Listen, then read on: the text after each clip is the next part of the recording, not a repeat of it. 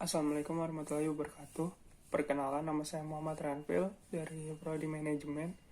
Saya akan menjelaskan tentang etika bisnis dan perusahaan lingkungan. Baiklah, tanpa berlama-lama, mari kita ke penjelasannya. Definisi lingkungan. Lingkungan adalah segala yang berada di luar organisasi dan selama ini dianggap memberi pengaruh pada mereka yang terlibat di sekitar lingkungan tersebut. Secara umum, lingkungan ada dua, yaitu lingkungan internal dan lingkungan eksternal. Kedua bentuk lingkungan tersebut bersifat saling terkait, satu sama lainnya.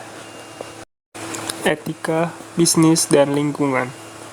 Perusahaan lingkungan saat ini dirasa sangat tinggi, dan dunia industri telah ikut serta menyumbang terjadinya perusahaan lingkungan tersebut. Para pebisnis memiliki egoisme tinggi untuk mengejar keuntungan.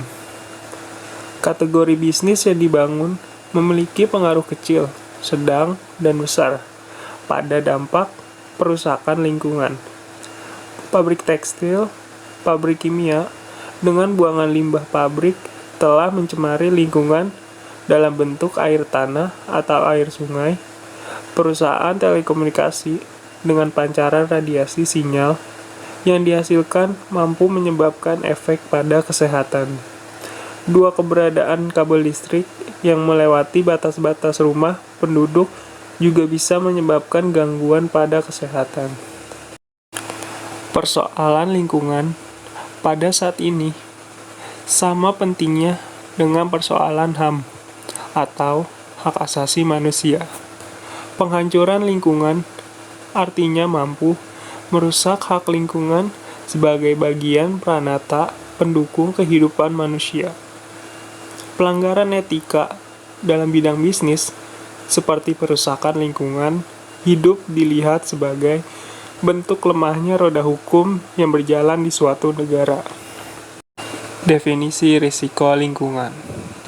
Risiko lingkungan atau environment risk adalah risiko yang terjadi pada lingkungan akibat dari tindakan yang disengaja atau tidak disengaja dan telah menimbulkan kerusakan atau kehancuran pada lingkungan. Dampak penghancuran lingkungan yang dilakukan disengaja terjadi akibat ekspansi suatu perusahaan. Ekspansi tersebut dapat terjadi dalam berbagai bentuk, seperti penambahan produk, penciptaan produk baru, eksplorasi tambang, dan lain sebagainya. Penghancuran pada lingkungan yang dilakukan tanpa disengaja bersifat di luar dari perkiraan yang diperkirakan, seperti timbulnya perusakan moral masyarakat setempat, pelanggaran budaya masyarakat, pembentukan budaya baru yang menghilangkan atau telah menipiskan peran tradisi yang berlaku selama ini, dan lain sebagainya. Pengaruh risiko lingkungan terhadap perusahaan. Bagi suatu perusahaan yang telah menimbulkan perusakan lingkungan, maka ada bentuk risiko yang harus ditanggung sebagai akibat dari terjadinya environment risk tersebut, yaitu A. Pihak manajemen perusahaan akan menghadapi sanksi hukum karena telah melakukan perusakan lingkungan sekitar. B. Pihak manajemen perusahaan harus menghadapi tekanan dari para NGO atau non-government organization, baik yang berasal dari dalam maupun internasional. C. Para mitra bisnis yang selama ini begitu dekat dan mendukung perusahaan akan mengambil tindakan prudent atau hati-hati, terutama mengantisipasi jangan sampai perusahaannya juga ikut terlibat dalam risiko lingkungan yang telah ditimbulkan perusahaan tersebut. D.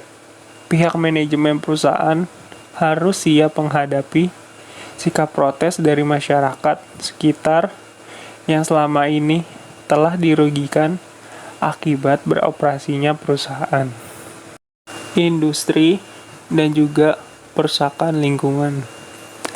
Sebuah perusahaan dengan berbagai aktivitas ruang lingkup bisnisnya telah membawa dampak positif dan negatif pada lingkungan. Pada dampak positif, mampu memberi pengaruh bagi usaha, mendorong penciptaan kebutuhan-kebutuhan yang selama ini belum terpenuhi untuk selanjutnya terpenuhi, dan pihak perusahaan memperoleh profit sebagai bentuk imbal dari penjumlahan produknya. Dampak negatif terjadi pada akibat-akibat yang terjadi selama proses atau usaha meraih keuntungan tersebut dilakukan. Ada beberapa jenis sektor industri yang dianggap dominan dalam memberikan pengaruh pada perusahaan lingkungan.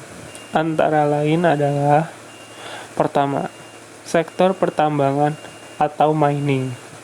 Kedua, sektor pabrik atau manufaktur. Ketiga, sektor minyak dan gas atau oil and gas. Dan keempat, sektor perhotelan dan real estate. Dahulu, manusia dikuasai oleh alam, sekarang manusia yang menguasai alam. Penguasaan alam dengan sangat luar biasa pada saat ini terjadi sebagai bentuk tuntutan perkembangan hidup. Sumber polusi udara, produksi energi, pengangkutan, konversi, serta rumah tangga, industri, dan penggunaan kendaraan bermotor merupakan penyumbang antropogenik utama kepada polusi udara. Bahan-bahan pencemaran utama yang penting adalah timbal, partikel halus, karbon monoksida atau CO, nitrogen oksida atau NOx, hidrokarbon atau HC, sulfur dioksida atau SO2, dan karbon dioksida atau CO2. Solusi dalam menyelesaikan masalah risiko perusakan lingkungan. Ada beberapa solusi yang dapat diterapkan dalam rangka menghindari terjadinya risiko lingkungan, yaitu: A. Perusahaan menganggarkan sejumlah dana untuk dialokasikan guna menyelesaikan berbagai permasalahan-permasalahan yang dihubungkan dengan risiko lingkungan. B. Menerapkan konsep pembangunan yang berkeseimbangan dengan alam serta turut mengembangkan alam dan eco-development. C. Dibangunnya solusi konstruktif dalam bidang pengembangan lingkungan seperti bagaimana melakukan pengendalian polusi udara, pencemaran air, kendaraan, dan kepedulian pada lingkungan sekitar, penyelamatan hutan dan marga satwa, penataan perumahan yang berbasis harmoni dengan alam, dan lain sebagainya. Yang D. Bagi sebuah perusahaan menempatkan satu divisi khusus yang bertugas menyelesaikan berbagai urusan yang berhubungan dengan environment risks. Pihak lembaga terkait memberikan penghargaan dalam bidang lingkungan. F. Menentukan dengan jelas dan tegas pada setiap perusahaan yang ingin ikut tender penggarapan proyek harus memiliki sertifikat ISO bidang lingkungan dari berbagai persyaratan lain yang berhubungan dengan lingkungan. Kasus dan solusi. Kasus PT Tekstil Sejahtera Alam adalah sebuah perusahaan tekstil yang telah berdiri selama 12 tahun, berkedudukan di Tangerang, Indonesia. Aktivitas perusahaan selama 10 tahun yang lalu tidak begitu menunjukkan peningkatan profit yang luar biasa. Artinya, produksi perusahaan selama ini dianggap mampu memberi pendapatan profit, namun belum menunjukkan tingkat perolehan pendapatan yang bisa dipakai untuk membiayai ekspansi perusahaan. Contohnya, ketika perusahaan membutuhkan mesin baru dan mobil operasional, maka pihak manajemen memutuskan untuk meminjam ke perbankan dan menyelesaikan pembayaran dengan mengkalkulasi penjualan dan penerimaan profit yang akan diterima. Dalam 2 tahun terakhir, pihak pemilik perusahaan atau owners sudah menempatkan manajer baru yang dianggap lebih gesit dan terobosan. Salah satu hasil terobosan bisnis adalah perusahaan memiliki kontrak bisnis dengan 20 sekolah dasar untuk memasok pakaian olahraga dan jangka waktu kontrak adalah 5 tahun. Kondisi ini jelas sangat menguntungkan bagi perusahaan karena mereka sebagai penyedia. Bahkan, bagi pemilik, keuntungan yang diraih akan menjadi dana yang bisa dipakai untuk memperluas pabrik dan berbagai penyediaan sarana dan fasilitas lainnya yang belum tersedia. Bagi para karyawan, juga bisa mendapatkan bonus karena perusahaan akan memperoleh untung besar. Namun, ada persoalan lain yang harus dihadapi oleh pihak manajemen perusahaan, yaitu tingkat pencemaran air sungai yang selama ini dipakai untuk membuang limbah pabrik. Dan beberapa warga yang tinggal di kawasan dekat dengan lokasi PT Tekstil Sejahtera Alam sering mengeluhkan kondisi tersebut, termasuk mereka yang selama ini tergantung pada air sungai untuk dipakai sebagai kebutuhan sehari-hari, tidak bisa dipakai lagi. Juga mereka yang dulunya memelihara ikan tawar yang bersumber air dari sungai juga tidak bisa dilakukan lagi, sehingga otomatis kerugian warga akibat aktivitas pabrik dirasa sekali.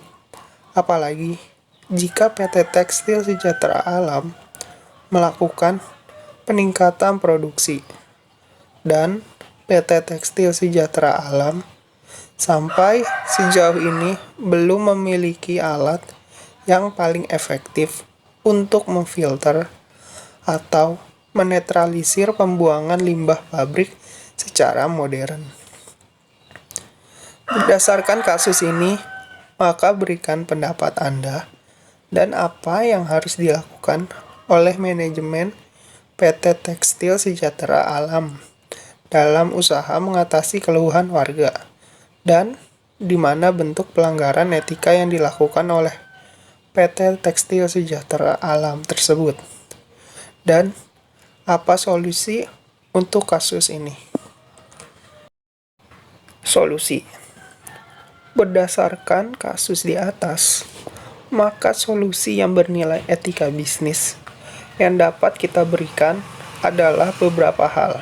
Pertama, bagi pihak manajemen, PT Tekstil Sejahtera Alam harus bisa menyediakan alat penetralisir limbah pabrik yang berteknologi modern dan bersifat ramah lingkungan. Kedua, pihak manajemen PT Tekstil Sejahtera Alam harus melakukan pendataan terhadap berbagai bentuk kerusakan yang telah ditimbulkan selama ini, dan itu berakibat kerugian finansial ke masyarakat sekitar. Selanjutnya, hasil pendataan tersebut dijadikan sebagai rujukan untuk mengganti kerugian secara finansial.